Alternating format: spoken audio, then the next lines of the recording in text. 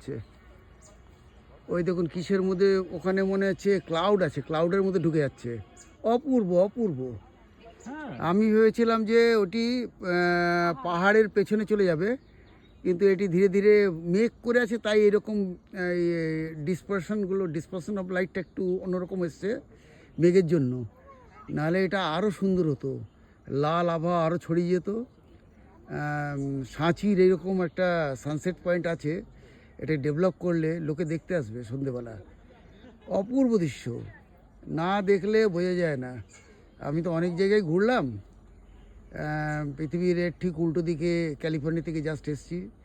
ওখানে স্যান্ডি মাসের সানসেট পয়েন্টও অপূর্ব, কিন্তু প্রত্যেকটা জায়গার এক একটা মহিমা আছে।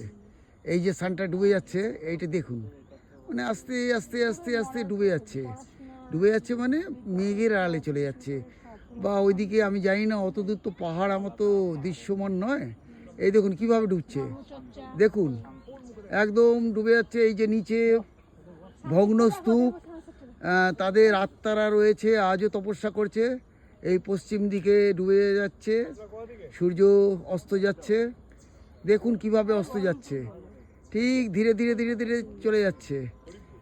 এই এক অপূর্ব দৃশ্য, দেখতে থাকুন দেখতে থাকুন। পারলে কোনো লাইক কমেন্ট করবেন না, কোনো বেলকে টিপবেন না, শুধু দেখুন দেখুন। আবার ওই যে নিচে মনে হচ্ছে ওইটি মেঘ হচ্ছে, মেঘের আড়ালে নিচের দিকে একটুখানি বেরিয়ে এসছে, দেখুন একটু বেরিয়ে এসছে। যেন মনে হচ্ছে আমি ডুবতে চাই না এত তাড়াতাড়ি।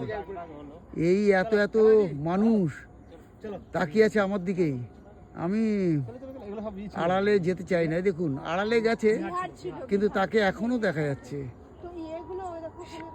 এই অপূর্ব দৃশ্য, ওই দেখুন এখন দেখা যাচ্ছে। এখন ওই মেঘের আড়াল থেকে আস্তে আস্তে একটা ঘন মেঘ রয়েছে, আবার নিচে একটু পাতলা মেঘ রয়েছে, তার মধ্যে সূর্যটা কেমন আড়াল নিয়েছে।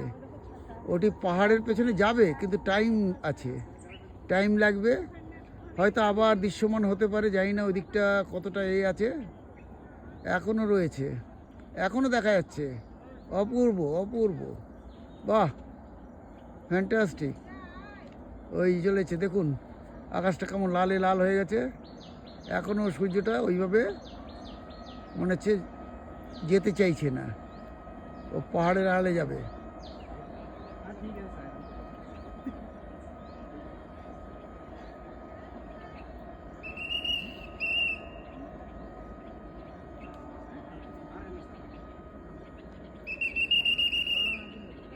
এই পাহাড়ের আড়ালে চলে যাচ্ছে।